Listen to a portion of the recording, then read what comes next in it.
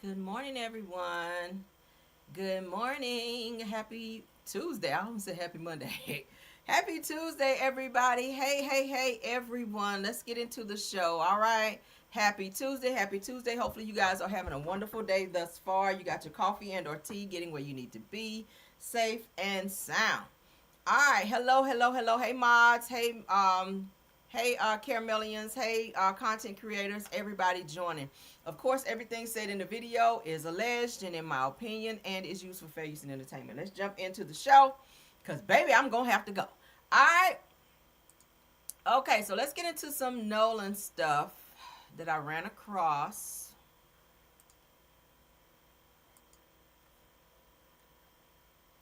Turn it down. Okay. All right, let's share because I got some new screenshots that I want to share with you guys as well. What y'all laughing at? All right, let's make it big. First, let me do my shout out to Brandon Henry because that's where I saw this. All right, so let's get into what they had to say. Y'all know this is Race Batum Tatum interviewing the boys, but then we're going to look at some new developments and some screenshots that I took from some people who apparently know these dudes and made some posts about them. So let's go. Where y'all at? And I told them, I said, we're at Jax's house. And then Warren got on the phone, and I don't know. So they come to my house, right? And they kind of they just walk into my house, and I hear all this commotion going on in my living room, and I'm just like, what in the world is going on? So I walk out there. There's probably like 10, 15 people in my house I don't even know. And they're all up in our faces, going crazy, asking where Nolan is, and we don't know. And finally, they get into Wyatt's face, and they're like, "Where is your boat? Where is the boat at?" Demanding his address. Demanding his address and stuff like that. And he finally ends up giving it to him. And then let me go ahead and state that while they're there, we give them the phone.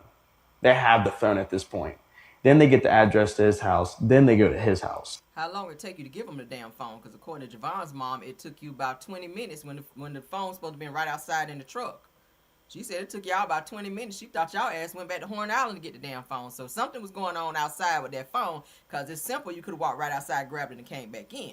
So they skipping over a lot of stuff. Let's keep going. And they're searching all over his boat, what I heard and stuff like that. Well, anyways, I don't really know much about that, but they come back to my house at around 1:00 in the morning, and it's his dad this time, and his dad's being really respectable, really nice to me and stuff like that. And as long as another friend of theirs, and he's asked me like, where are the keys at? I don't even know where Nolan's keys are at in my house. You know how hard it is to find a set of keys in a house and you don't even know where to start? It's pretty hard. So I start scrambling around my house looking. There's stuff everywhere. Keep in mind, all these people stayed the night at my house before. I'm looking through everything. I can't find the keys. I run back to his father or stepfather. And I was like, I don't know where the keys are. And the guy standing next to him's texting somebody. I guess I was at my house. And he said that they're on the Xbox. So I run in, I see him on the Xbox, grab him off the Xbox, and I go and hand it to him. So my question is, the Xbox is said to have been in his room, right? I'm pretty sure you slept in your room in your bed. So would you not have seen? I'm pretty sure y'all probably played the Xbox as well. It's a bunch of guys over. Why wouldn't y'all play the Xbox, right? So you would have seen the keys on said Xbox.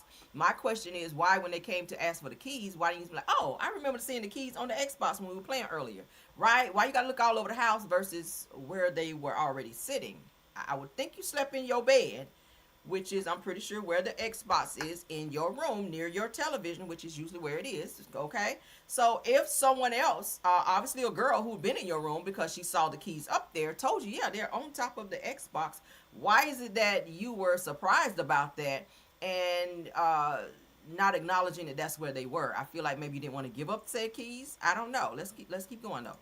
Weird. Simple. They went and searched Wyatt's boat. Yeah, they went and searched Wyatt's boat. Like we were were hiding Nolan in his boat or something. What is wrong with him? 100%. We called law enforcement. I was with Wyatt at the time after we left Jax's house, at night. I was with Wyatt, and one person we were with saw that their location was actually headed towards Wyatt's house, and so Wyatt got on the phone with 911. My question is, how would y'all know where their location was telling y'all where they were going? Did y'all have some type of tracker on their car? Did y'all have some type of tracker on Nolan's phone after you guys gave over the phone? How would y'all know where their location is and where they're going? That's weird. That's something else that stood out to me, right? Did y'all put one of those magnetic trackers on said person's car to know where they were going? It's weird to me how you would know where their location is saying they're going, because you got to be tracking something to know that, right? Weird. People are on the way to my house or already at my house. My mom and my dad are there alone, and they know nothing about this. But Wyatt's mom actually, when they were looking at the boat, they were actually walking from the boat, and she came out and started talking to them at that point. When I called her, I said to Okay. Shima, "Have you seen Nolan? He's missing. No one has seen him. No one has talked to him." The boys were actually with her, her sons. So they opened up their Snapchat because a lot of the kids do have their locations where they're tracking one another. So one of the boys says, well, it's showing that I can't exactly remember what his location was showing, but my Life 360 location was showing something completely different. It was actually showing that his phone was like he was on land. And so we ended up, she received the phone from that parent, and then we met up where his car was, which was at a separate location. The guy he's in one of the pictures. He came out of the room, half sleep or whatever, half where I think Jax or whatever. And I said, "Look, I'm Nolan's father. I'm here to get his keys, um, so I can get his car." I said was in the house with us. He was on the phone with a girl, and the girl told him that Nolan's keys were on top of this Jax guy's Xbox in the house because apparently she was there with him earlier.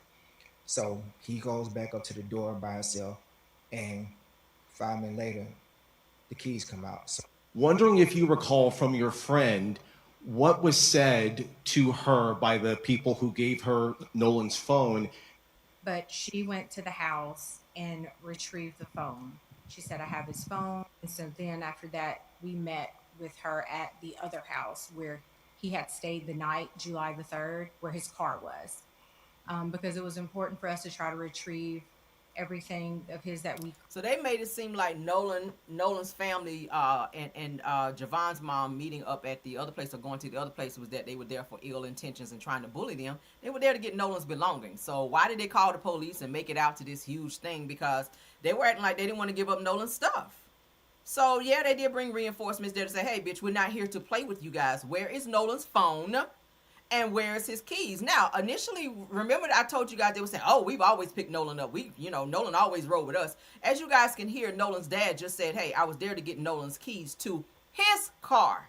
Right? So he had a car, but the way they kind of made it sound like that Nolan was this burden and that they always had to, drive by and pick Nolan up anytime they went somewhere or was trying to go somewhere. He had a car to go wherever the fuck he wanted to go, right?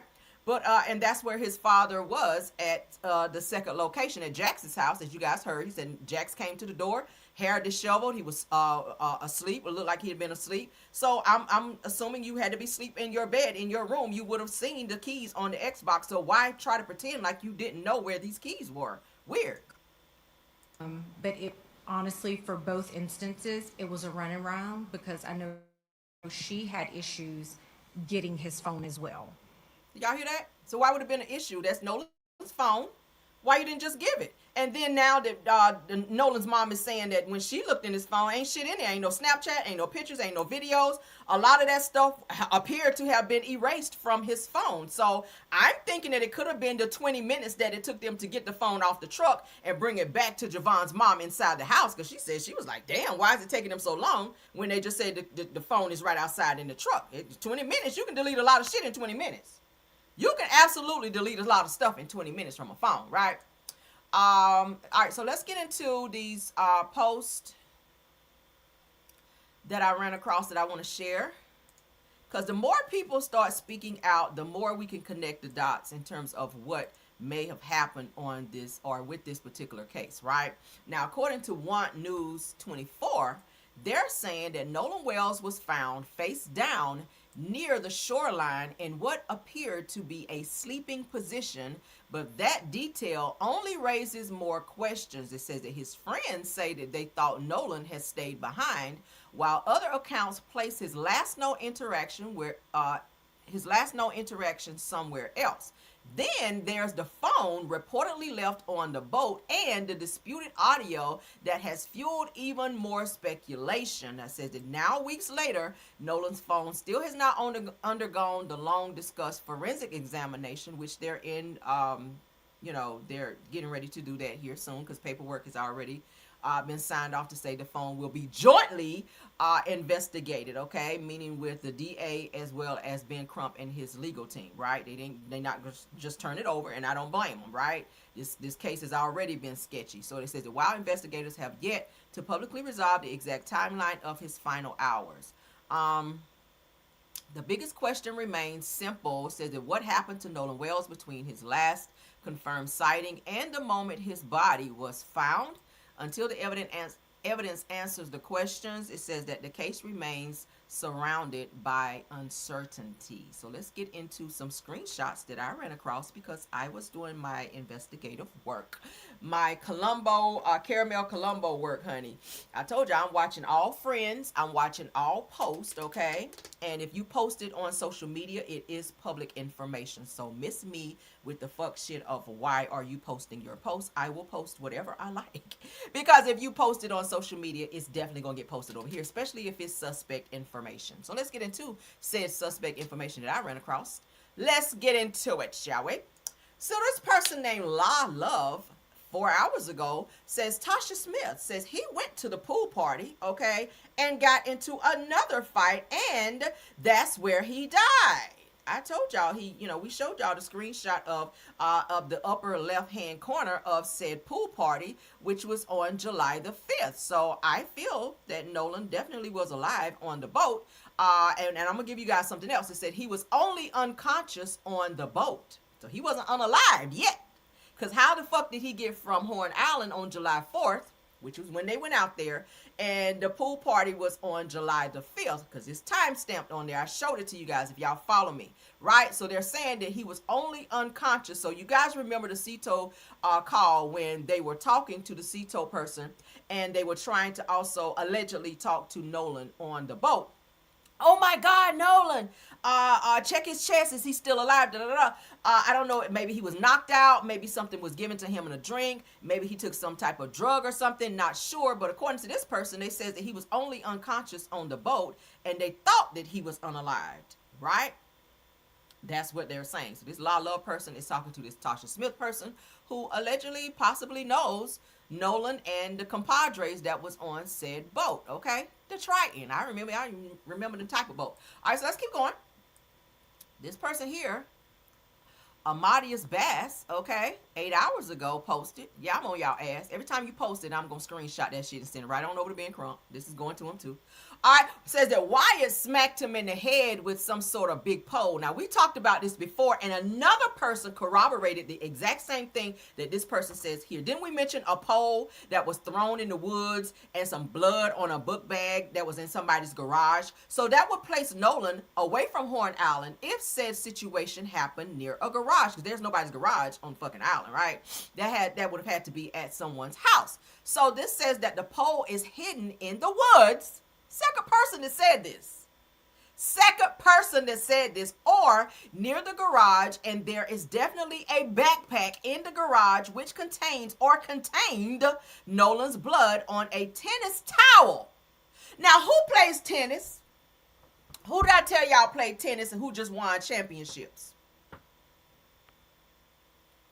Warren. Now, I ain't saying Warren did it. But when I hear tennis towel, tennis kind of connects the dots. I got the pictures. I showed you guys on a previous video where Warren, okay, was playing. He's a tennis player, okay? So Nolan's blood is on a tennis towel like Patricia Chapman 71 said. We've already talked about this where someone else said the exact same thing about a pole. So could that have been the bruising on the back of his head? Right? Could Nolan have been in some type of heated argument with someone and someone came up behind him and bing, hit him in the back of the head? Okay? Right? In a heated conversation or altercation? But I see tennis towel, right? Tennis towels are used at tennis matches where they use to wipe the sweat from them whenever they're playing and they get very sweaty, right? I'm just saying. And what was said was that prior to on Horn Island, that Warren's brother, okay, Carter, we got to call names because I remember. And I don't even need notes for that. They're saying that Warren's brother Carter got into a dispute with someone on the island, which was allegedly, possibly, and maybe Nolan. That had something to do with Nolan because we heard where Warren said he told his brother to come and stand by him in the water. And we also heard where Warren's mother says that she and her husband went to Horn Island to, for a very short time to go and pick up their younger brother Carter. Carter was out there acting the fool. They said he's hot-headed. Who knows? But my thing is, this is starting to connect the dots because this is the second person I heard say something about some type of pole where Nolan was probably hit with a pole, where this said pole was put in fucking woods after the case with that. Also, I played for you guys yesterday where this young man, let me see, do I still have it? Yeah, I do. I'm going to play it again. So for those of you that did not watch my video on yesterday, where he says, okay, let's refresh it so y'all can see it from the beginning, where he gives a breakdown of what he thinks happened here. And it makes a lot of sense because if they went back out to Horn Island, they would have had to disable their location and their GPS so that Cito and anyone else would not have been able to pick up where they were. Because if Nolan was on the boat in a compartment hidden under something, you guys would have had to take him back out to the island for him to be found face down, okay? For him to be found face down. Hold on. Did I show everything on here? Yeah. Okay, so notice they said that when the Cito captain found Nolan, they're saying that he was found face down. And that is not consistent to a person whose body that would have washed up from the waters from being drowned, because it takes, they're saying, 48 hours for a body to be consumed with water to where it washes up to the shore, and it was too soon. They found him like the very next day or so, and it was not consistent within the time of a person who would have drowned, so his body was definitely placed there in that way because he was found face down on the island. So let's go ahead and hear this piece here again, okay? Then we're going to move on from this Nolan situation. We're going to stay on every piece of information I find I'm going to share with you guys. So be ready for that. Let's get into this. All right. Shout out to originally Bray. Let's go. They all knew he was on the boat. They just laid him on the back of the boat and got towed in part of the way. Then they got their boat running and they got on in. And when they got in, they couldn't figure out where they were going to put him or what they were going to do. So they dropped everybody off. Then they went back out to the island that the GPS doesn't show, but they did because they disconnected it. Y'all hear this? Okay. And none of them had their phones with them when they went back. So there wasn't any trace of them going back. And they dumped the body. They came back, took the boat out of the water, then went over there at 3 a.m. and washed the boat, thinking washing the boat would get all the DNA and everything off the boat. The girl that... Okay, so y'all hear that. Now, my mind also goes back to, because I've been covering a lot of this stuff, y'all, from where Warren's mother when she says that it only took us like 15 minutes to go out to Horn Island to get Carter. So my thing is that is giving enough time. You could be without your phone for 15 minutes if you're just going to drop something off somewhere. We'll say it that way, okay? According to what this man here was just saying on our on this video, he's saying that they left their phones behind because they did not, with I own an iPhone, so I know how that works. They can track your location, especially if it's pinging from certain towers. I know how it is. I watch a lot of crime shows. If you commit a crime and your phone is with you, they can place you at said place because of your phone. So they were smart enough, allegedly, hypothetically, and maybe if that's how it happened. See how I do my words? Left their phones behind so that their phones would. So if they got investigated, they wouldn't be able to say, "Oh, where your phone tracked you here." Why would you be in Horn Island at 3:00 in the morning if you guys say you left at 8? So if they were going back to Horn Island, according to Warren's mom, she said it only took them 15 or so minutes to go back to go to Horn Island to their location to pick Carter up. So 15 minutes is not a long time if you're going to hurry. And I'm pretty sure they were flying if they went out there on the boat that night, okay, to drop someone off. All right. And if he was dropped off in that way, I would think that 15 minutes would be enough time because of how Warren said it only took them a short amount of time to go out to pick Carter up. So that same boat, I'm not understanding why you guys would go back out there at 2, 3 o'clock in the morning when you should be home asleep. So that's probably why everybody was sleeping in, because y'all were dog tired. Next day, whenever Nolan's dad came to go and get the keys, phone, and all of that, y'all slept over for some odd reason, because maybe y'all were tired from being up at 3, 4 o'clock in the morning when your asses should have been in the bed. Maybe, hypothetically, allegedly, okay? So what do y'all think about that? That's the pieces of info that I ran across, okay? That is a second person, so weird and eerie, that says that Nolan was hitting the head with a fucking pole. I feel like he was choked out as well. Hence the reason that they kept his throat behind for that second autopsy. It's a lot of weird, sketchy stuff going on here. But let's move along. We haven't done political stuff here in a while. I'm just going to do this one piece, and then we're going to move on into some other things. All right. Let me look at this comment right quick, because Deborah Holder, she says the FBI has all the information that we the people have, said that they are not trying to solve this case because they do not want these boys found. Oh, it's something else that I read, and I don't know how true it is, but and I saw this on someone else's post. It said that $100,000 was paid to someone in maybe that's doing this investigation or has something to do with this investigation to I guess not report this, or to I guess not have someone be found guilty or something. They said $100,000 was exchanged and by a judge. I'll say that way. Okay, I ain't gonna say the name. Y'all know who we've been talking about. Whose mom is a judge. I'm just say that. I saw that somewhere. It said $100,000, and they said it's on a video recording of a conversation where money was exchanged to throw off this investigation. Now, if I get my hands on said recording, I'm playing that shit on here just to document it. Okay, so we're on y'all ass. Just know. All right, but thank you for that, love. Okay, thank you for that, Deborah Holder. Okay, thank you for that. Let's go ahead and get into this next piece. So yeah, I'm on it. I'm looking at screenshots. I'm looking at friends. If this person is adding this person, even if you go on and comment, now I'm gonna go on your page and see your connection to this person. That's just how on that shit I am. All right. Yeah, I'm nosy, because I'm gonna find your shit out. And if I see anything that's contrary to what's being said in interviews and anything that looks like it needs to be passed over, I'm that girl. All right. So if you want to come out and do a little confession, go ahead. I'll be happy to go ahead and screenshot it and send it right on over. All right.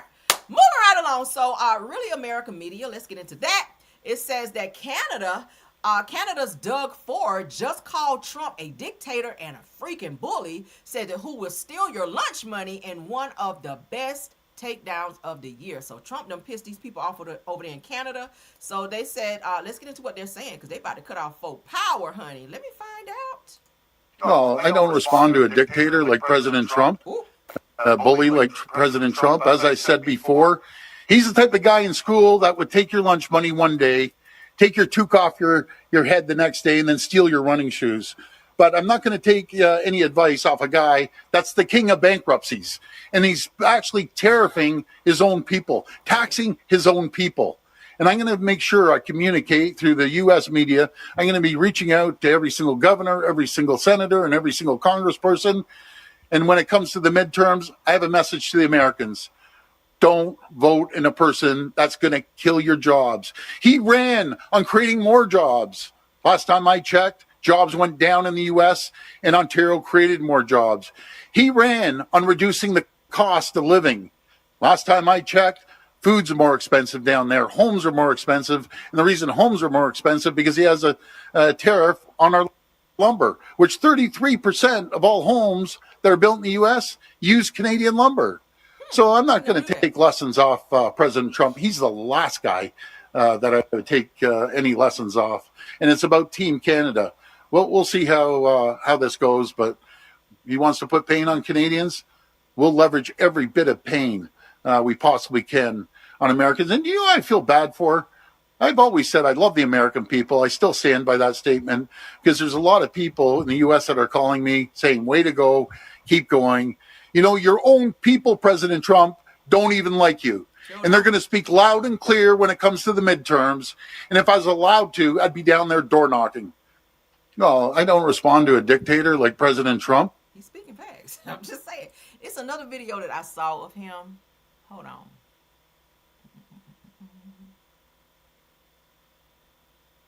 Hold on. I know I got it. Where he was talking about something about taking away electricity. Baby, I said, don't be playing with my lights because you mad at Trump now. Y'all figure that shit out, but don't be in here up and playing with my damn lights. You go on over there and fight with him. I better not come home, my damn lights is out because I don't play that. Hell no. All right, so hold on. Where the video at? I know I saved it. Yeah, baby, he said he gonna be up and taking lights away. I said, oh, hell no. Okay, here you go. I knew I had it. All right, let me pull this up right quick. Then we're going to move on. While we talking about dude, because he on Trump's ass. I love that for you, honey. You doing the Lord's work in here, honey. You are doing the Lord's work. Let's go. All right, there we go. All right, so let's put up here what he's talking about. Here you go. Is off. All right, let's get this up because this is important. I had no idea that we get all of this stuff from Canada. I had no idea, right? So you done piss these people off, raising tariffs and causing, giving them strife over there, baby. They gonna retaliate and be on our ass. And what we have to do with it? Hell. All right, so Dearborn Scope, let's get into them. All right, so Doug Ford, the guy that we just watched, okay, warns that Canada could cut electricity and critical minerals to U.S. as trade war escalates. Let's get into this, child. The shelves. Also, starting today, all U.S.-based companies will be banned from taking part in government procurement. Every year, the province and its agencies spend about $30 billion on procurement, alongside our more than $200 billion plan to build infrastructure.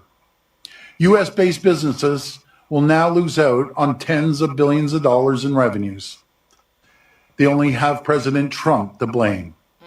I'm also urging all 444 municipalities to do the same. And I'm thrilled to see some are already stepping up. For example, Mayor Patrick Brown in the city of Brampton and many other cities. As part of this government-wide procurement ban, we're going one step further. We're ripping up Ontario's contract with Starlink. It's done. It's gone. We won't award contracts to people who enable and encourage economic attacks on our province and our country. Alongside federal tariffs and the measures my fellow premiers are bringing forward, this Team Canada's opening response is off the shelves.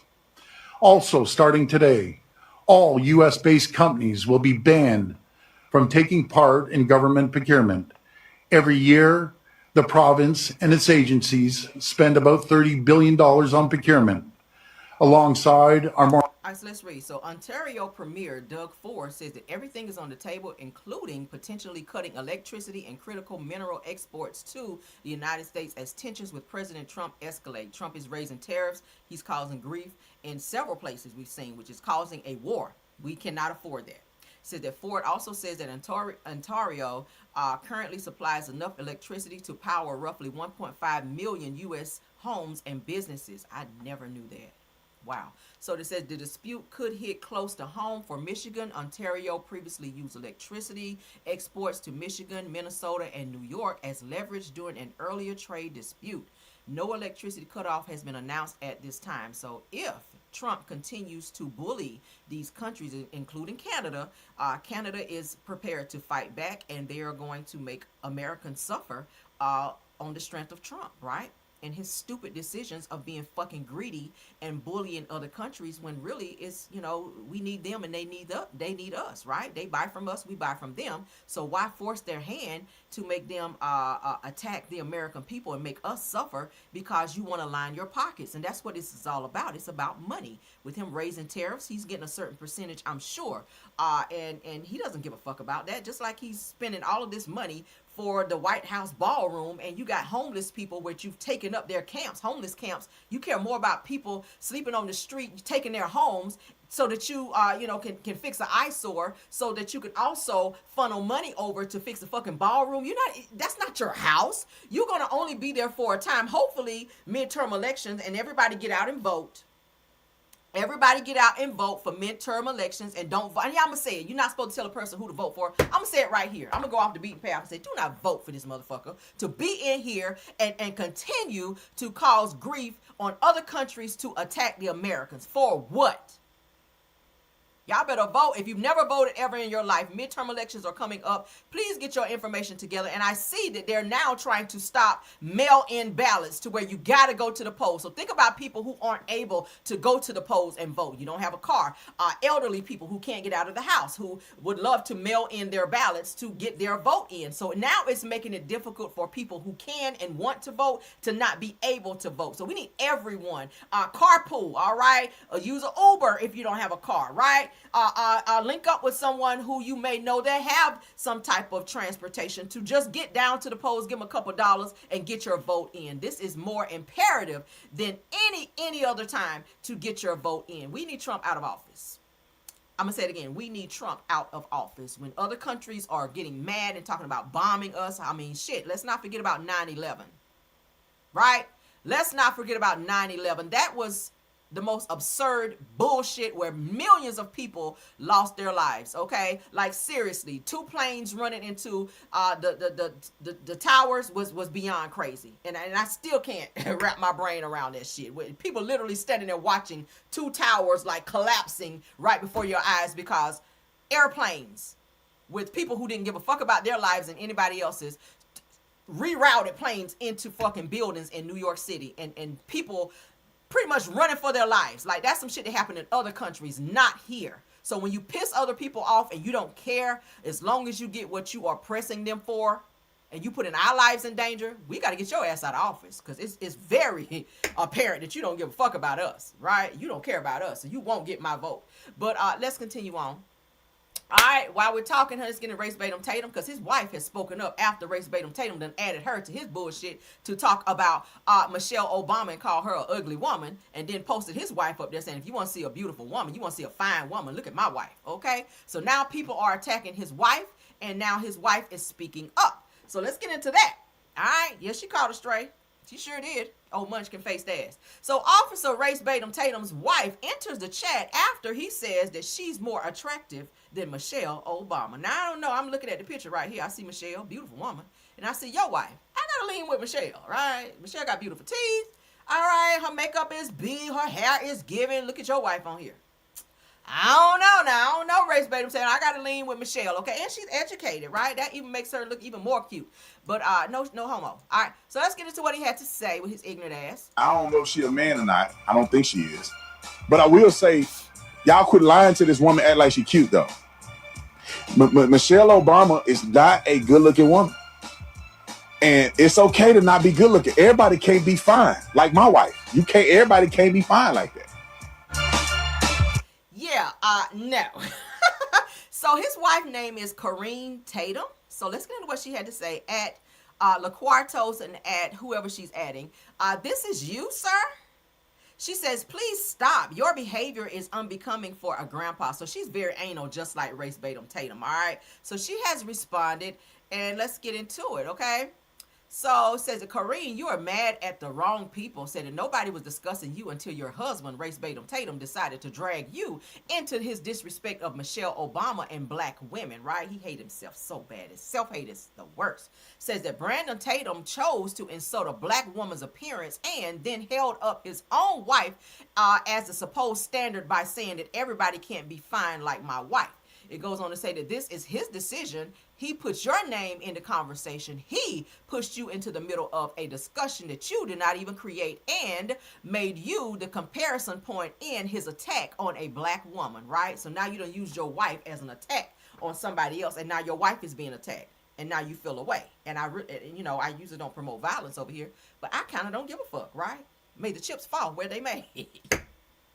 That's mean to say, but I don't give a damn, right? Said that that was his decision to put your name in the... Oh, I already read it. Says that, so when black people respond to the foolishness, expose the self-loathing behind it, and point out the absurdity, I love that word, of using a white woman as the measuring stick by which black women's beauty should be judged. Come on, said that don't come looking for me.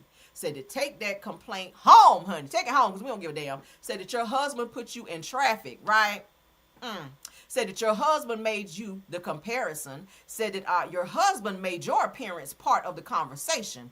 If he had kept your name out of his disrespect, nobody would have had a reason to mention you at all. Come on. Says, and here is the larger point. Black women do not need Brandon Tatum or anybody else telling them what whiteness is the standard they should aspire to. Come on. Said Michelle Obama's beauty does not require his approval, and black women's worth is not measured by proximity to his wife.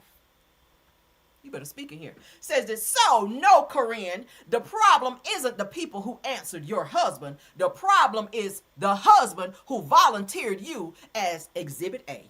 Y'all better get in here. Was that not a read? Was that not a read? Okay. Thank you so much for that, Mr. Talbert Swan, okay? Talbert Swan got you together right there, okay?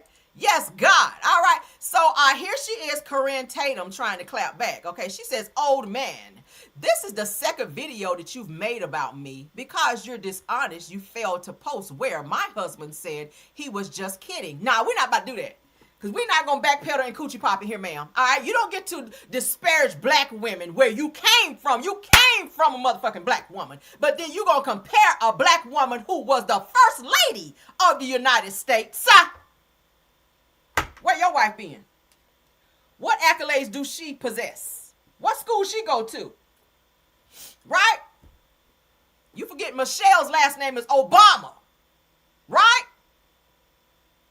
Hello, that carries some weight. That carries some weight. So fuck beauty. She carries weight. Secret Service still work for her. You know why? Because her husband was the president. The first black lady to make history of the first lady in the White House. So all this surface mess, hello? That's very surface to go for a woman's looks when her education outweigh any smear of Maybelline that she can put on her face. Right? Bitch, if she don't ever use any more lip gloss, Maybelline eyeshadow, eye pencil, her credentials outweigh any face beat that she will ever possess in life. Says that what you're doing is disgustingly, what? What school you go to?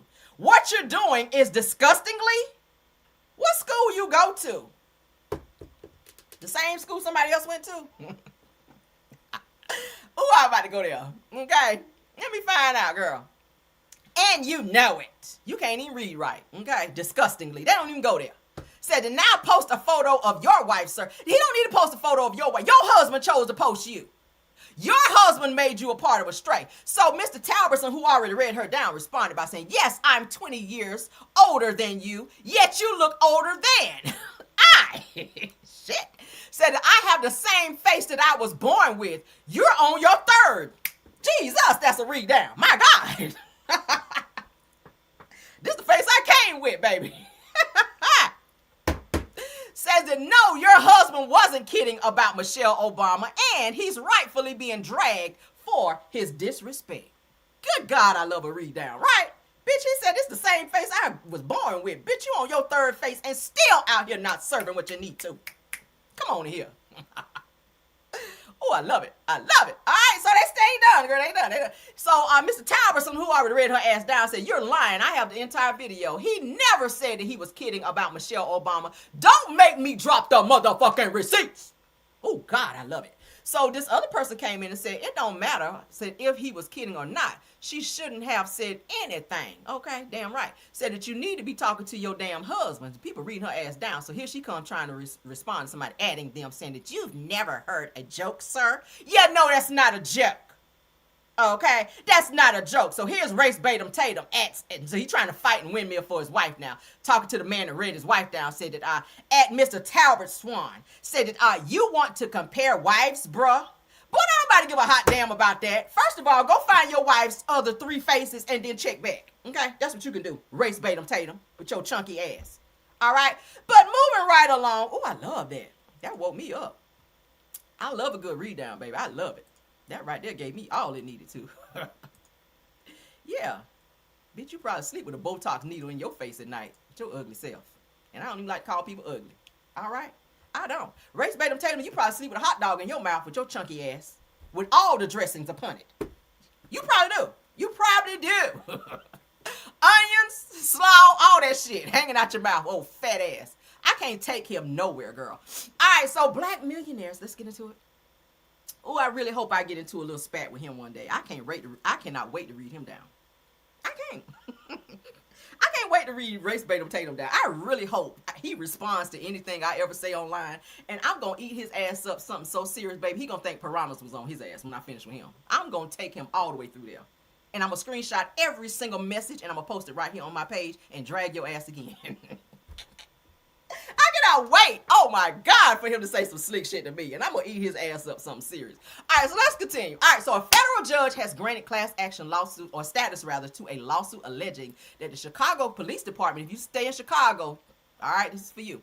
Let's start over. A federal judge has granted class action status to a lawsuit alleging that the Chicago Police Department disproportionately targets blacks, okay, and Latino drivers during traffic stops. Now, if you guys watch a lot of TikTok videos, YouTube videos, I see a lot of blacks and Latinos being targeted when they get pulled over, right? Black people, let me say this as well. If you want to stay ahead of a lot of the harassment and race, I ain't gonna say race baiting, but y'all know how it is, you know, where they are targeting black people, let's just say it that way.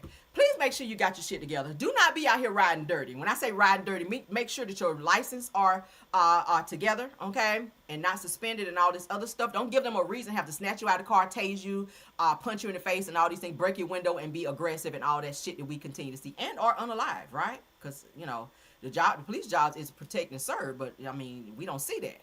We don't really see that a lot now, right? We see a lot of police officers acting outside of and turning off cameras, body cams and shit like that. Like, we ain't got time for that. But make sure your license are straight and make sure that you are driving with insurance and make sure that your registration and all that stuff is together when you're behind the wheel, right? Make sure you're not speeding and all the things that you would get pulled over for to give them a reason to fuck with you. But then again, you have some police officers, all right, that they don't have shit to do when they're out on the beat, honey, and they will target you. If you're driving a nice car, we see that happen a lot. I see a lot of videos of that. You driving a real nice car, they'll get behind you and just pull you over on some bullshit, right? And escalate things. So try to be as compliant. Also, if you get pulled over at night, make sure you pull over at a well-lit area so that someone can see where there are other people, so that someone can see you in the event that something happens, so you don't find yourself in a situation. That's not all police officers are bad police officers, but you do have some that got their ass whipped in school and they decided they want to be a police officer now so that they can target people and release their frustration and anger on those that never did anything to them because You know, they got their ass beat as a child. But anyway, so a federal judge has granted class action status to a lawsuit accusing the Chicago Police Department of disproportionately targeting black and Latino drivers through its traffic stop program. Now, U.S. District Judge Mary M. Rowland granted class certification on July 27th, expanding the case to cover black and Latino drivers who have been stopped by Chicago police during the past 5 years, as well as those who could be stopped under the challenged policy in the future. Now, the lawsuit originally filed in 2023 by 5 black and Latino Chicagoans with assistance from the ACLU of Illinois alleges that CPD, which is the Chicago Police Department's large-scale traffic stop practices, violate the Equal Protection Clause of the 14th Amendment and the Illinois Civil Rights Act. It says that the plaintiffs are seeking changes to the department's practices rather than individual monetary damages, right? All right. So now in her ruling, Roland, who is the attorney, who's the judge, says that the plaintiffs presented substantial evidence that black and Latino motorists are stopped at disproportionately higher rates compared with white motorists. Well, we see that, don't we? Said that research submitted in the case found that black and Latino drivers were stopped at approximately twice the rate of white drivers for moving violations, right? And it says that granting class action status does not mean that the judge has ruled that Chicago or CPD illegally discriminated against drivers. It allows the claims of the larger group to proceed together. A trial will ultimately determine whether the city's traffic stop program unlawfully discriminates based on race. All right. Most times, if not, of course, they do have body cams, but they can turn them off. So make sure if you have your phone with you, which you should. I don't leave the house without my phone. I don't care if I'm just going up the street to the store. My phone is always with me in the event that an emergency situation occurs. Go ahead and start recording just for your records, okay? Just for your records. Now, we see a lot. I saw a video the other day where a police officer pulled this black guy over and threw some drugs in the back of his fucking car.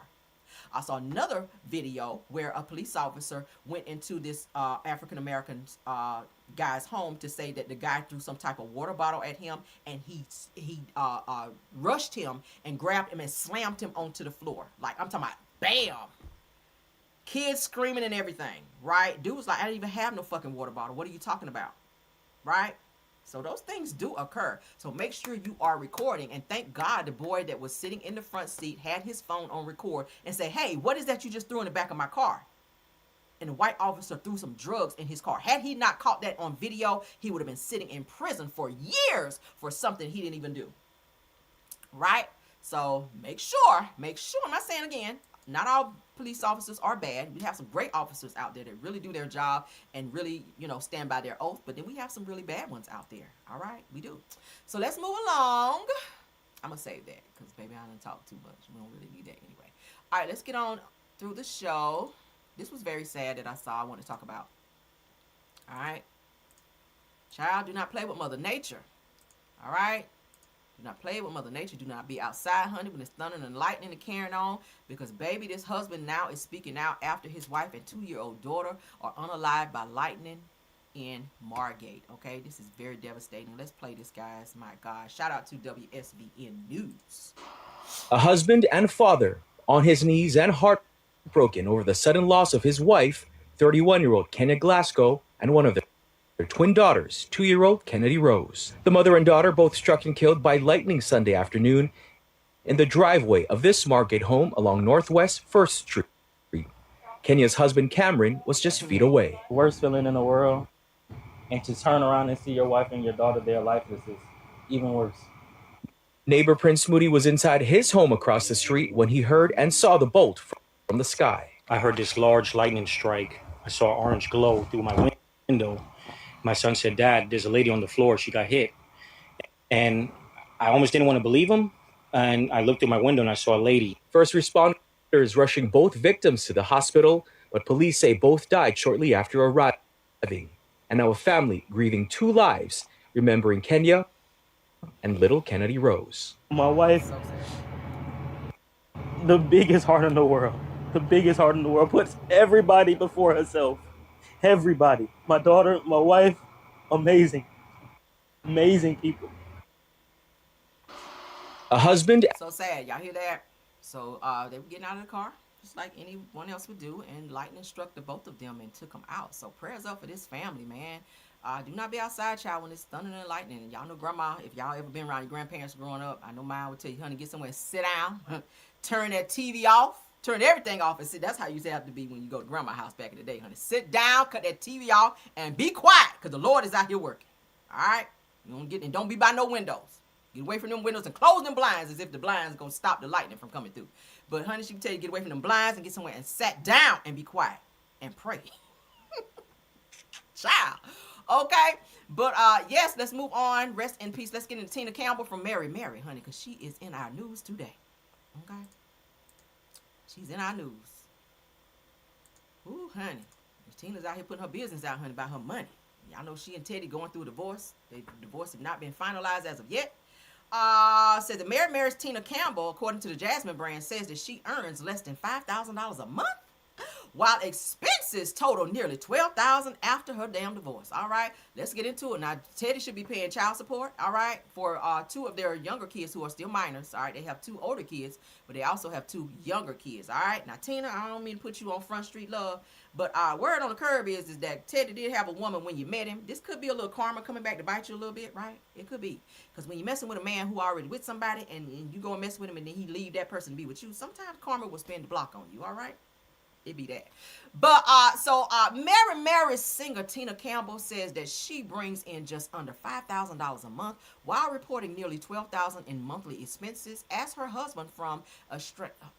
estranged husband Teddy Campbell moves forward. Y'all know Teddy filed for divorce, okay? She stayed with him even though he was cheating. She should have been the one to file. But yeah, let's continue.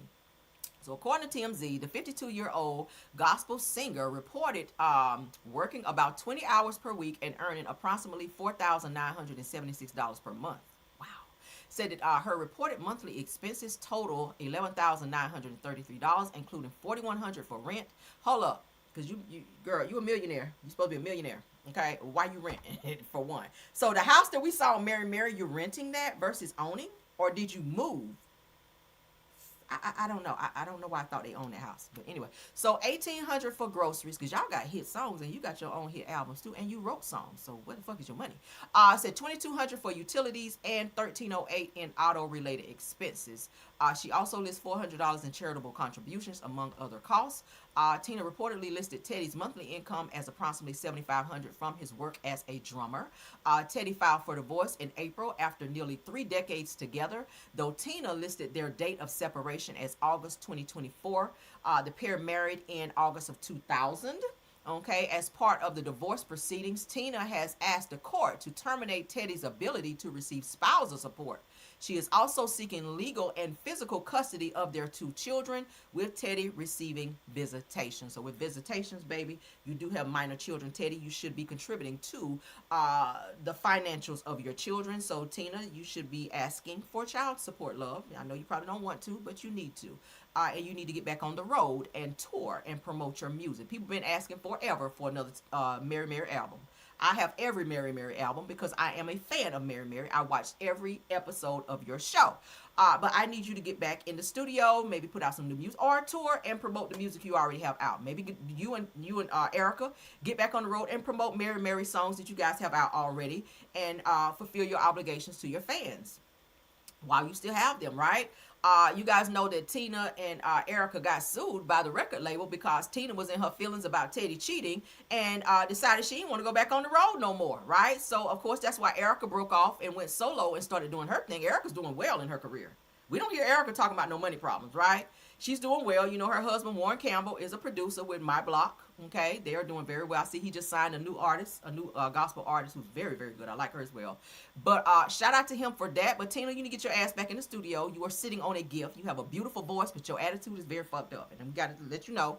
Okay, yes, your husband cheated on you, but what's the next step? You have children to take care of. You should not be renting, for one, and not to judge you, love, but you are a millionaire. If you can look at your net worth, you are a millionaire out here, and you have hits. So you should monetize from that and get back on the road. You don't have to worry about Teddy and checking on Teddy no more. You guys have all those sisters and brothers and this, family dynamic that, watch your kids or get you a nanny like you had before to watch your children while you travel and get back on the road and do what you need to do and support yourself, because you don't have Teddy around now, right? You get back on out there, honey.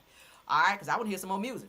So this is Tina and Teddy when they were in happier times, even though he was still cheating on her, okay? Yeah, he was still cheating on her while they were in happier times. And still talking about the Lord while he was still out here balls deep in bitches. But anyway, let's move along, child. Get your money up, honey. Get your money up and get on back out there. Target. This is why we stopped coming to y'all any damn way. All right. I see we need a jam session. Right after this post, we will, okay? We'll do a jam session right after this because I got to move my show along because y'all done stayed on one topic too long with this damn Nolan case. Y'all know I'm so passionate about this Nolan case. All right. For those of you still shopping at Target, stay out of there, okay? And I'm going to tell you why. All right, so Target has now apologized, which y'all know anytime they do this racist stuff, they'll go ahead and hurry up and apologize because they don't want to lose no customers, right?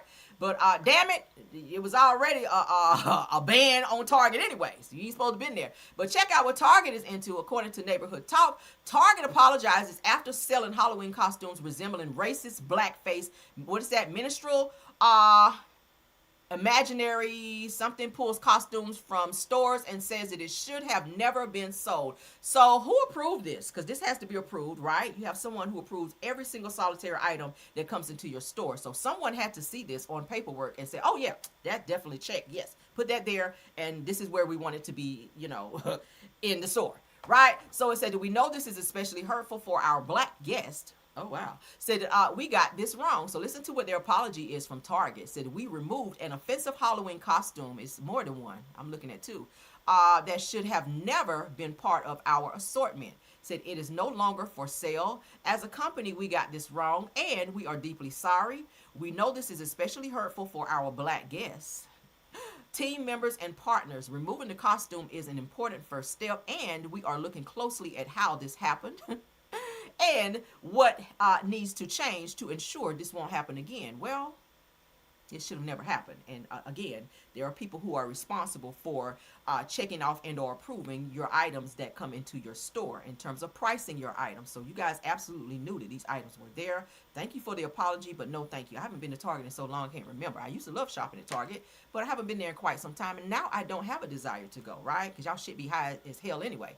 But what do y'all think about this? You guys see the blackface? That's very much so racist. Let's go ahead and compare. Y'all see this? This is from back in the day. This is what they're comparing to, blackface, and then the little kid here. Same pose almost and everything. Kids, so the item is called the Kids Glow Under Black Light Circus Clown. Oh, wow.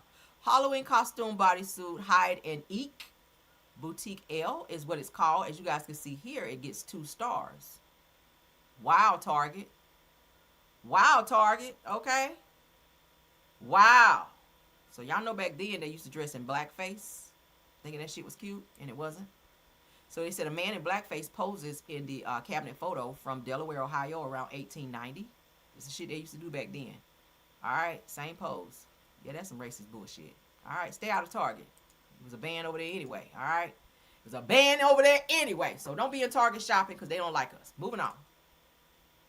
All right, so our show is coming back on the 27th, okay? And let's go ahead and get this trailer out. But before I go ahead and play this, I'm going to go ahead and do my jam session right quick. So you guys, please, we got 383 watching me, almost 400. Let's please go ahead and get our likes in, okay? Beauty and Black will be back, I think, Thursday on Netflix. For those of you that's watching, if you haven't watched it, please go ahead and binge watch first, second season, because we about to be on third season. You're gonna have to cram, baby, because this show is all of that. All right, but we're gonna watch the trailer here for what's to come for part 3. But before we do that, I'm gonna go ahead and get our jam session started. Please, please, please tap out and then go and hit the like button and tap back in and come on back so that we can get our show. All right, thank you. I'm still here. Tap on the like.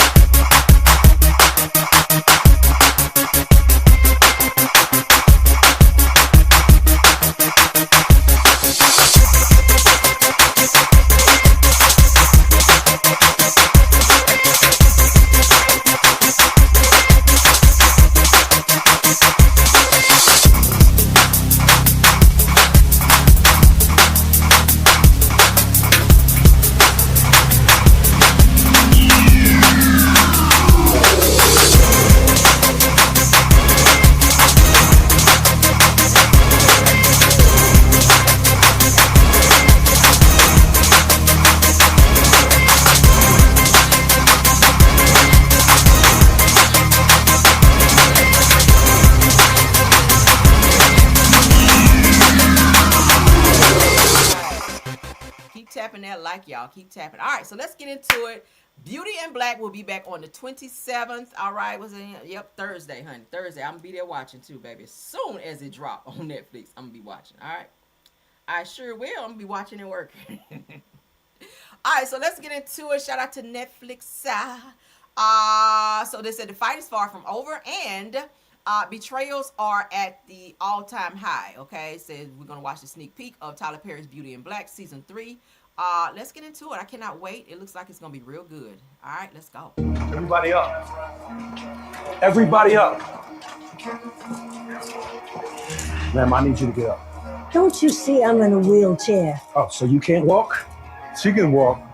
Ma'am, I need you up. Look, I just left the hospital to be here. I can't just jump up and put my boots on the ground. Okay, look at me. Oh, wait a minute, that hurts. Then put your hands in front of you. Yeah, but you're hurting me. Ma'am, don't make us do this the hard way. Make it the hard way.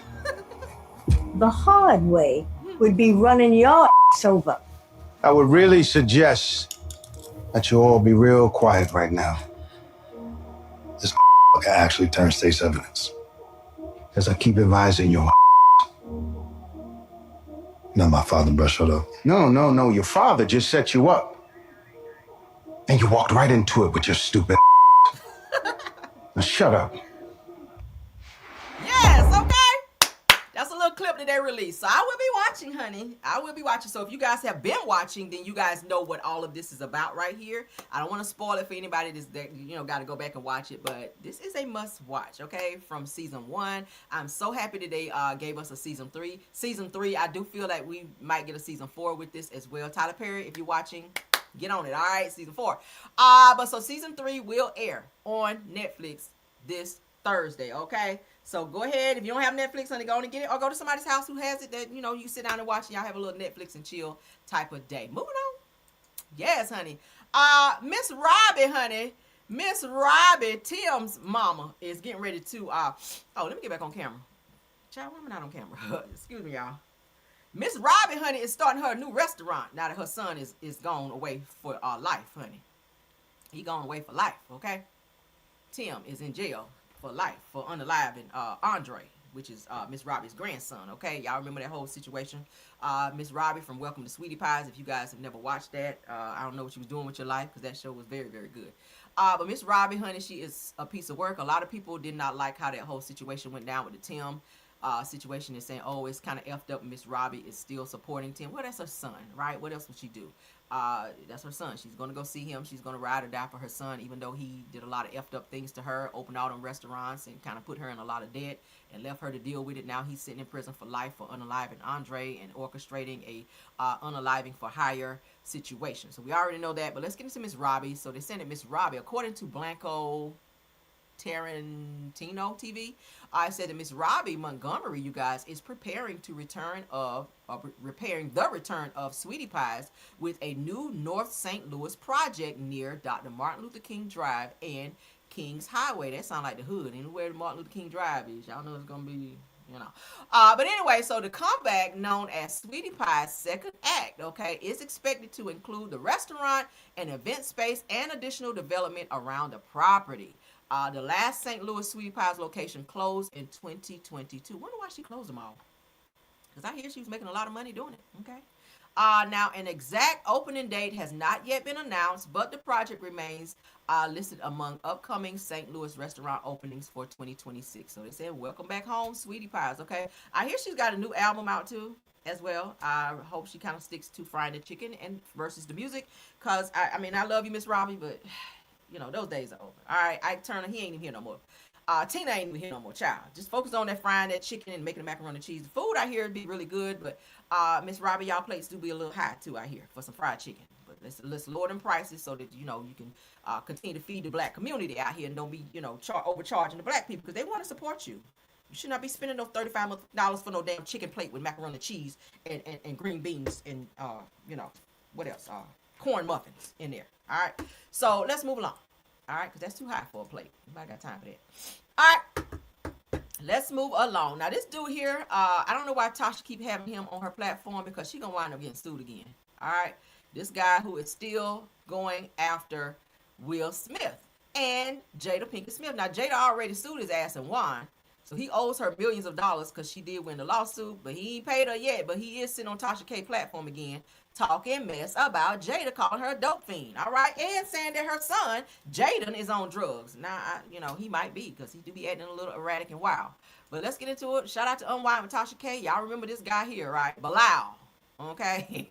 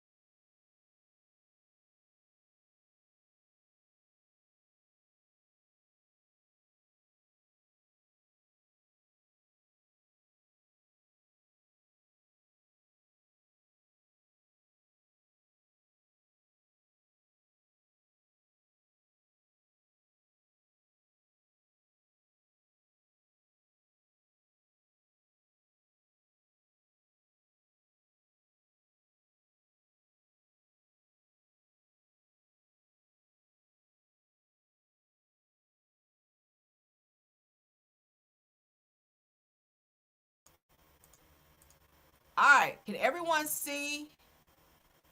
Can everyone see me? I don't know what. Child StreamYard is acting crazy. All right. Can everyone please put a 1 if you can hear me? Can everyone hear me and see me? Yes, yes. Okay. I don't know what happened. I don't know what happened. Oh my God. So StreamYard just, I don't know, child. Yeah. But I was saying, right before I pull it back up. Okay, yeah, let's get back there. Let's share again. Child, I don't know what the hell happened. But I was saying, y'all remember the movie House Party with Kid and Play where the guy Bilal, who Martin Lawrence played on there. Every time I hear somebody named Bilal, I always think about Bilal from House Party. So this guy's name is Bilal. Brother Bilal claims that he's seen Jada Pinkett and her son Jaden Smith using narcotics. Again, I was saying before StreamYard started acting a fool that I don't be understanding, okay, why Tasha keep allowing this guy on her platform after now he's already lost a lawsuit against Jada Pinkett Smith where he owes her millions of dollars and he crying broke. But you sitting up here with a fake ass Louis Vuitton shirt on, okay, and still talking shit about Jada, right? Like, dude, move on with your life. Do you not have anything else to talk about? This used to be Will Smith's, I think he was like his manager or something. I'm not sure, assistant for years. And he was a childhood friend. But now he's turned on them and he's telling all their business. And Jada has already sued him. And like I said, in wine. But Tasha keeps having him on her platform. He's done a book about them, telling their business. I would not have no ties to this guy because, Tasha, you cannot stand another lawsuit. Like, for real, for real. Like, you cannot stand another lawsuit. So, let's get into what he is saying. Use drugs together. Her son. Jada's a dope fiend. Point blank. I ain't never seen right, you with Argaz Alsina, he was really cool with Jade. I mean, like, they were really cool because they had the addiction thing together. That was their bond. Both of them were suffering from addiction, drug addiction, and that they would hang around a lot. As crackheads, right? And he would bring Argaz Alsina to the house. And I will say that I physically seen Jaden and Jada use drugs together. Her son, ayahuasca, is a psychedelic, and she talks about how many benefits and all that. Jada's a dope fiend, right? Point blank. I ain't never seen right. that You lady you do you no- you you can say what you want to She say. looks sick, but I ain't never seen her do Right, no right. drugs. And I showed you a video where she was very sickly. This was Yes. a private party. Yes. I saw the video, Yes. and you were filming her from behind, Yes. and she looked like she had just rolled out of a hospital bed. Yes, yes, because And, she's a. and people surprised her, and she didn't even know that they were coming. Listen, let me say something to you. When you're a real dope fiend like Jada Pinkett Smith is, I'm not saying allegedly, and we're in court right now because I can back up anything that I'm saying. That's only one of the videos that I showed you. Is who was standing right beside me in that video. You were Jada. Okay. It was Nobody you, Jada, else and was. Jada. Nobody else was filming inside the party. Y'all said it's an echo. Something going on with StreamYard. My apologies, guys, for the technical difficulties in this video. Correct. In the video that I showed you. You were standing right. You were right beside them. There's no way they didn't know. Because cell phones were not allowed. If you're in. So I see somebody putting it in there too. I feel that he is hurt as well. Thank you, Lies More Lies. I think he is upset because he got fired. And from making all of that money, his money is not like it used to be when he worked for Will. Will looked out for him, right? He was able to get all the labels, and he didn't have to worry about buying anything because Will, they said, was very generous as a friend. But now that Will cut him off, now this is the worst friend to have, to where you're telling all their personal business and saying the son is on drugs and that Jada is doing drugs with him. I really hope you have the receipts, because if they, because they have the money to go after you.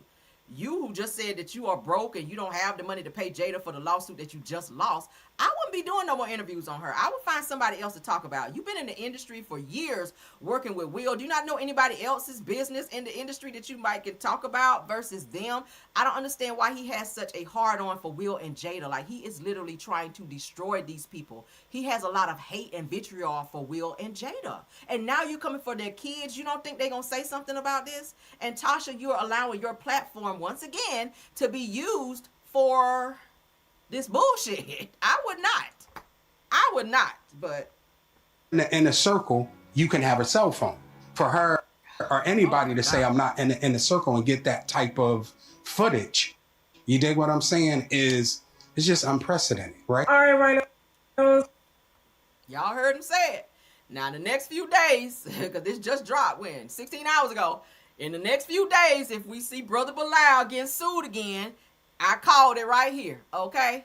I called it right here. Let's continue on. God, I got to get moving. All right, let's get into Carlos. Y'all know Messy Monday was last night. Let's get into it. All right. Yeah, he sound crazy. That's all he talk about is Will and Jada. Every time you see him, we already know Will and Jada is going to be coming out his mouth, okay? Sitting up there with them orthopedic shoes on. All right, so Carlos King, shout out to him. So Claudia actually does an apology to Pinky Cole, or gives an apology to Pinky Cole on last night's Messy Monday for talking about Pinky Cole, or insinuating that Pinky Cole was the person that was probably the one that was pregnant. After Pinky was saying she wanted to make her own announcement, she was saying, hey, I stayed in the house. I kind of stayed away from people because I didn't want people to see me pregnant, because I wanted to make that said announcement on the reunion, this past reunion for Real Housewives of Atlanta. So we all know that Claudia spoke previously on Messy Monday about it. But Carlos is going to kind of throw the bait out there for Claudia to speak on it and fix it, because it was said on his platform. So let's get into it. Shout out to Carlos.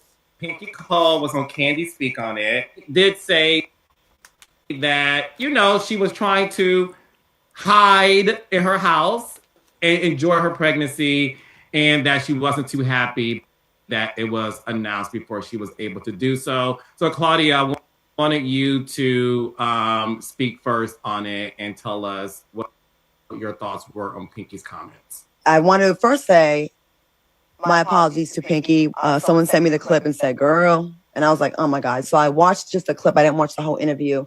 And I didn't know that she was bothered by it, because she, puts on such a, a very strong front, like she's unbothered.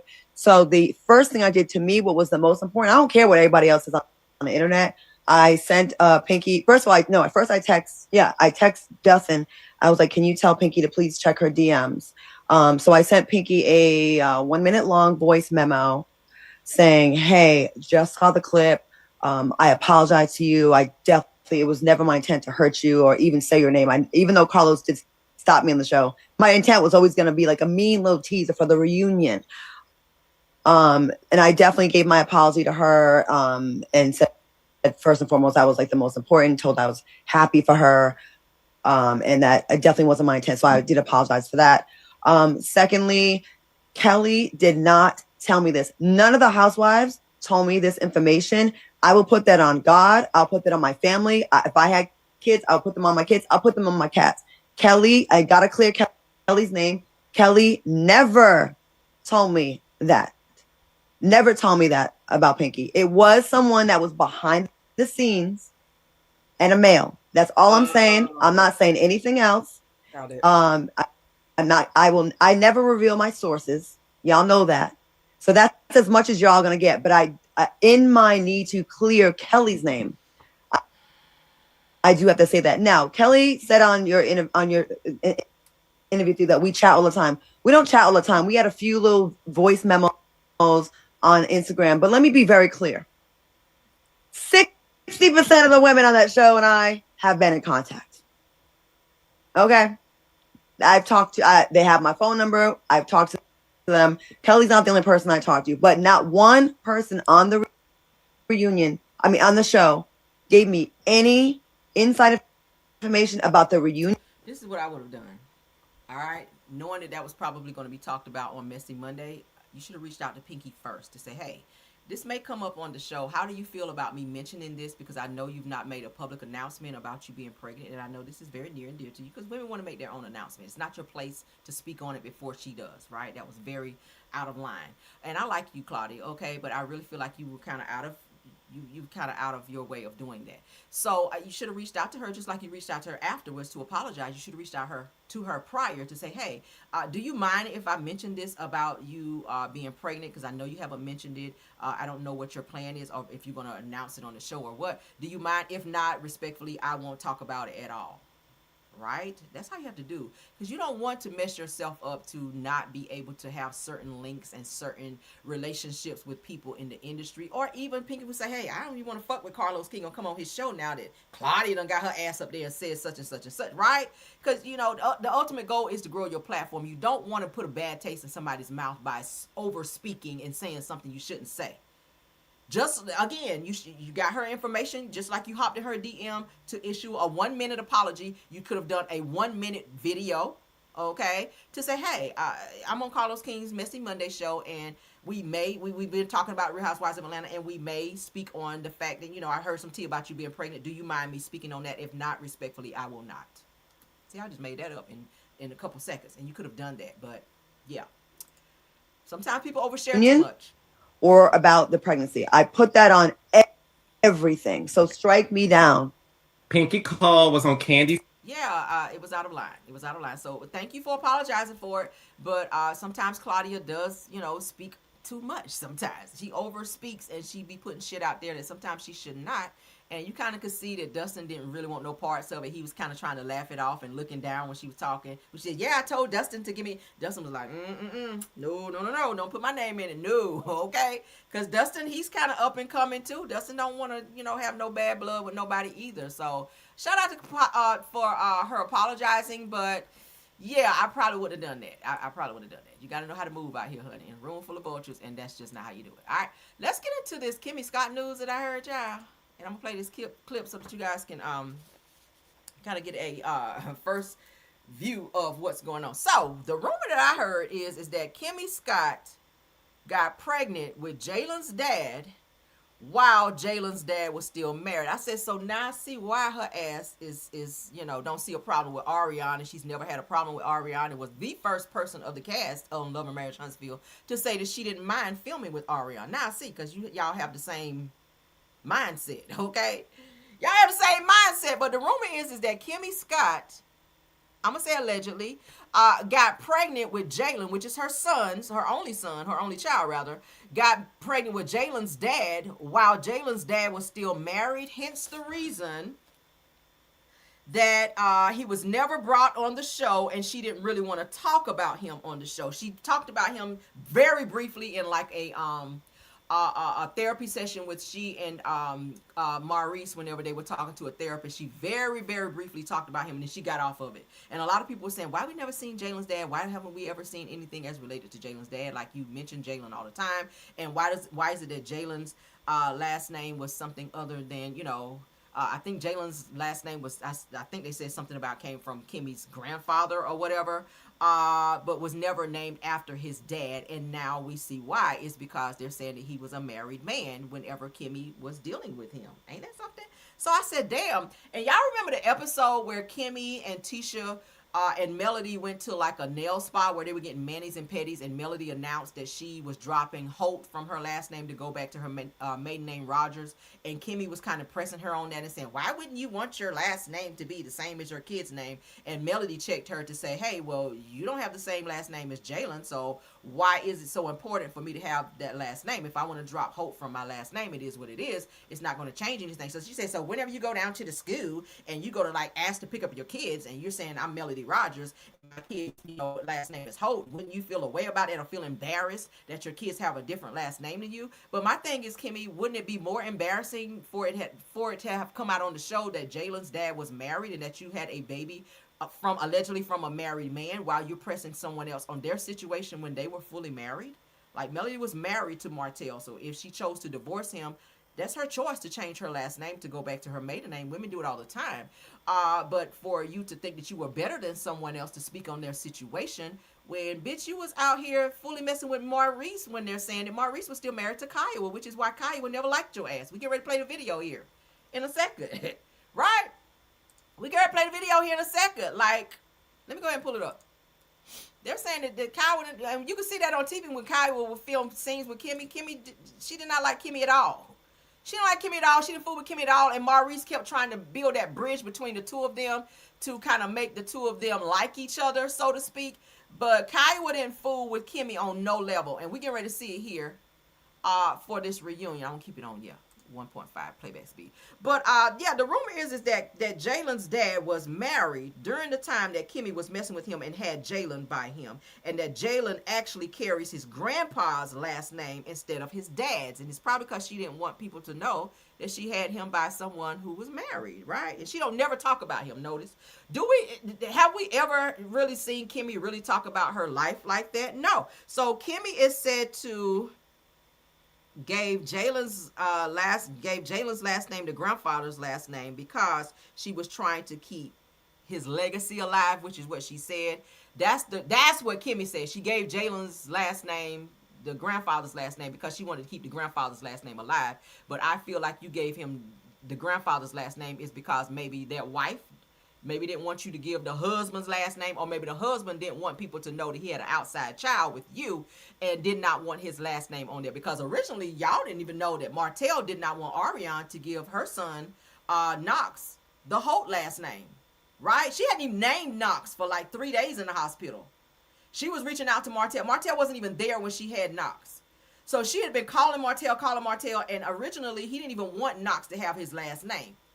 And let's rewind to even, Martell didn't even want Ariane to even have Knox. Like, he asked her to abort the child, and she said no, because she had just had one. But it's so weird to me how Kimmy is always so judgmental with women and how they choose to move in their life when she is the most scruffiest of them all. Right? Kimmy is the scruffiest of them all. How she judged Melanie on changing her name, and how she's saying, oh, I don't see anything. Don't call Ariane a side chick or coleslaw. Like, that's not nice to call her that. And now we see that she was angry about Ariane being called out for being a side piece because she was too. Right? You hopping in the DMs with Maurice, and Maurice was still married to Kiowa. You were going to Kiowa's, sex toy parties, knowing that Kiowa was with Maurice. Like, that's some slimy shit. So I'm gonna play a little bit of this reunion. Okay, shout out to Egypt, because I love her. All right, she and her husband have a home improvement show. I love them. But let's get into Egypt and Love and Marriage Huntsville. I think this was the first reunion where Kiowa was on there, and you could tell her snippy attitude towards Kimmy and how she don't fuck with Kimmy at all. So let's get into it. Thoughts now about bringing Monster to Huntsville? Absolutely. Because originally, don't mean to stop it again. Originally, Kimmy and Maurice were going to try to work on their marriage, but Kimmy would not step back and allow it. So that's where this vitriol with Kiowa, this is Kiowa on my screen. This is why Kiowa continuously has this vitriol towards Kimmy. Let's get into it.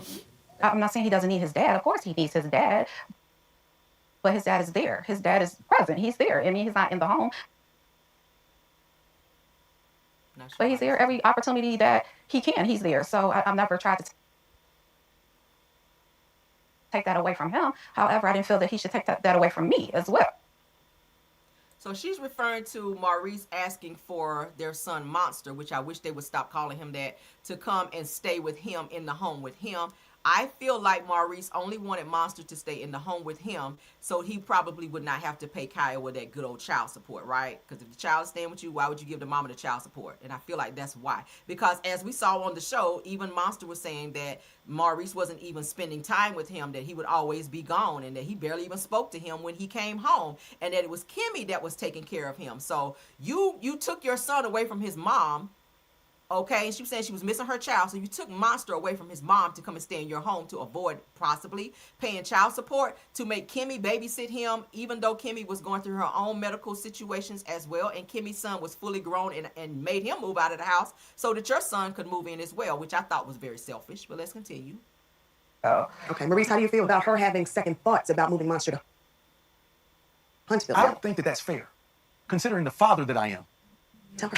I don't think it's fair. Right. But you're looking at it from your standpoint. You're not looking at it as, if Zay were to sit here and say the stuff that she said on TV, that he didn't want to be a parent, or he said he didn't feel like he wanted to raise another child. Alone. Or I've never said that. Alone. I've never said The that. key word Okay, is alone.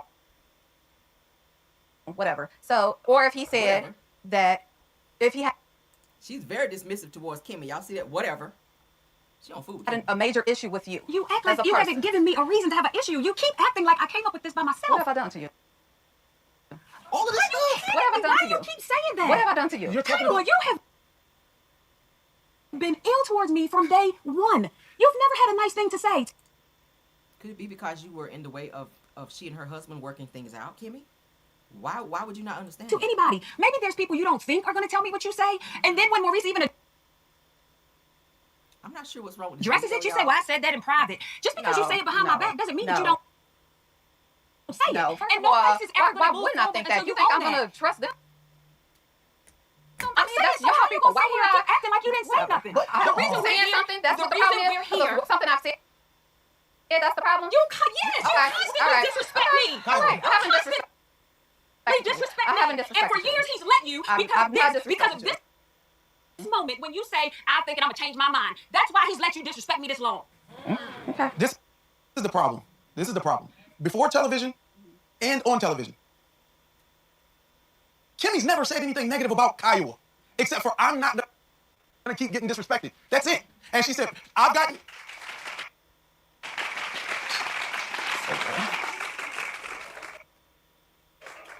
I got taken to task for years about this. And it's an uncomfortable situation to be in just to try to parent. And I'm saying that right now, this is a responsibility that God gave me and I cherish it. Like, when I wake up in the morning, I see my son every day. Do you? Because your own son said you barely even spoke to him, Maurice. So these fake ass tears that you doing on here, that's some bullshit. Your own son said that you really didn't even embrace him, hug him, show him no attention, that it was pretty much all Kimmy. You wanted him on the show probably for another chick, okay, and to paint yourself to be a certain type of way. That's what I think. And I mean, that's what your son said, that you really weren't there. All right, so. Do you understand how that makes me feel? Some fake shit right here. I'm happy every single day I see him, man. For real. Because I do the same thing. Kara was like, she over there smirking like, this some bullshit. Well, wait a minute. Well, Kimmy made it very clear when she was speaking with you that she wanted, for her to be able to move forward, she wanted an apology from Kiowa. And you said, I'm not sure you're going to get what it is that you're looking for. What is it you want Kiowa to apologize for specifically? I am a person of ownership, period. And when you own it, you say, damn, I'm sorry. I've been in her place. I know everything.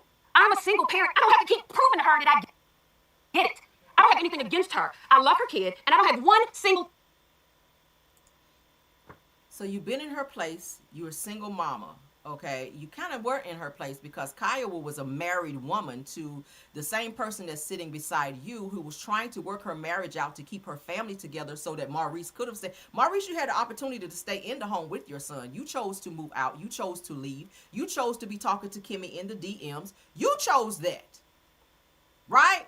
You chose to be talking to Kimmy. Even Kimmy said on the show that Maurice, that she would be meeting Maurice up at the office and that they would be having their sexual sessions in the office up there near Credit One, like above Credit One. They would have their little sneaky little situations there. But my thing is, you knew he wasn't fully over that situation with Kiowa, and that's why she don't like you and always giving you that heat when she see you. So you can't compare your situation with Kiowa, who was a married woman, and you were not a married woman. You were messing with someone, allegedly, who they say was married. Jalen's dad. That's what they're saying. But let's continue. Thing against her. We fight because I try to help him understand the position as a mother. They haven't even been to court. I had a police officer knock on my door and give me papers to go to be full custody with his dad. He's trying not to do that with her.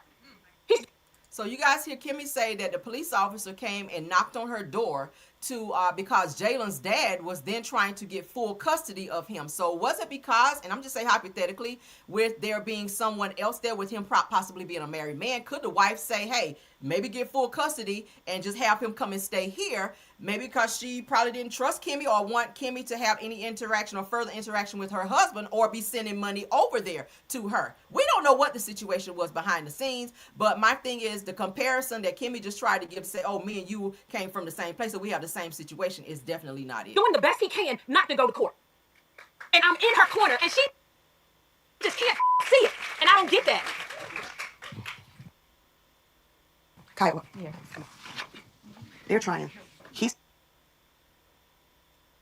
I feel like Kimmy should stay out of it, even though you are Maurice's wife. I feel like that should be between Kiowa and Maurice. If you guys agree, let me know. Do you guys feel that Kimmy should stay out of the decision making as related to Monster and allow Kiowa and Maurice to handle that? I don't think that she trusts Maurice maybe around Kiowa because of, they might still have feelings together, feelings for each other, even though Kiowa is now remarried, okay? Kiowa is now remarried, and she has decided to keep Scott on her name as well, right? She's remarried to another man, but she did not take his name. Her last name is still Scott. So maybe that's why Kimmy was feeling the way. Stepping up to do what a lot of men don't do when they move on with their lives. And she's a willing participant. She loves your son. And it feels like, from the outside looking in, that you're resisting. And I think it's time for you to let it go. Just let it go. Do you think you can apologize to Kimmy for what has been said so far so that you guys can move forward? What have I said? You gotta own it. Okay. I will. What have I said? Kimmy? No. I'm good. Kimmy, I'm good. That's the truth. Nasty attitude, boy. So y'all stop it. I'm sorry for the video buffering. Okay, guys, I don't know what's wrong with the video, but let's stop it. Okay. And what do you guys think? Yeah, Kiowa is remarried. Kiowa did get remarried, but she still carries the Scott on the end of her name, which I don't know why, because she got a new husband now. But you can see the anger and the disconnect between Kiowa and Kimmy. And if you guys saw episodes on Love and Marriage Huntsville where I didn't like where Maurice had Kiowa, Kimmy, meet him at some restaurant where they were all supposed to be talking about something with Monster, I guess moving to go stay with Maurice, and then Maurice got up and left Kimmy there with Kiowa. That was awkward because Kimmy was like, okay, I don't know what to say to this person. You could tell that it was a lot of weird energy in the room. Kiowa did not see it for Kimmy at all, and I feel like it's because of how Kimmy got with Maurice, and I don't feel like Kiowa ever forgave her for that, right? Y'all remember? Yeah, that was effed up. But the rumor is that, Maurice moved out with Kiowa and was staying with, I guess, a friend or somebody and sleeping on the couch. And during that time, that's when he and Kimmy met each other in the DMs, and Kimmy was continuously texting him, coming to see him. And then she was using Jalen to say, hey, can you come and cut my son's hair? And y'all know, because back then they said that Maurice was a barber. So she was saying, hey, can you come and cut my son's hair? And that was her way of getting him to bond with her son, and so she could be with him. Kimmy knew exactly what she was doing. Kimmy's an old bitch, so she knows how to finesse and finagle her way into a situation. And I feel like that's the same type of mindset that Ariana has. I'm just saying. That's the same mindset Ariana has. So, yeah. But Kimmy's been very cute. I mean, not cute. Kimmy's been very mute about her life and the things that she kind of dealt with. And she kind of touched a little bit on, like I said, with Jalen's dad. But she won't really dig into what happened with that. But from the rumor, it said that Jalen's dad was a married man. And that's, and that's why he didn't have Jalen's. That's why Jalen didn't have her dad's or his dad's last name, and that she named Jalen, gave Jalen's last name her grandfather's name, right? Because Kimmy was a Grant, and then Jalen's last name is Grant as well versus his dad's. Why didn't she give dad last name? And now we see allegedly he was a married man. What y'all think about that though? And all the topics that we discussed today. Okay, y'all let me know. Thank you so much. Kimmy is no different than Ariana. And like I said, I can see now why she got so offended whenever Martell was at her house that day and saying that Ariana is a peasant and that Ariana is a side piece and all that. She got so mad, like Ariana was her relative, saying don't call her dad, don't disrespect her that way. But it is disrespectful. Ariana is disrespectful as hell for the shit she did. But now we see why, because Kimmy, you did the same shit, right? Minus having a baby by, well, yeah, you did have a baby by a married man. But what y'all think? Sound off. Thank you so much, mods. Tiffany Thomas, Rose Armstead, and True TV Podcast. Thank y'all so much for modding. Thank you so much. Who else? All the content creators that joined us live. Thank you so much as well to my Caramelians for being here as well. Please check us out on the backup channel. Also, please don't forget to like this video, hype it up as well. Hope you guys enjoy the show. We're going to get on out of here. I appreciate you all. Check us out on our backup channel, Rail's World. Check me out on all publications under Caramel Rail. Love you guys down. Have a happy Tuesday. Till the next one. Bye.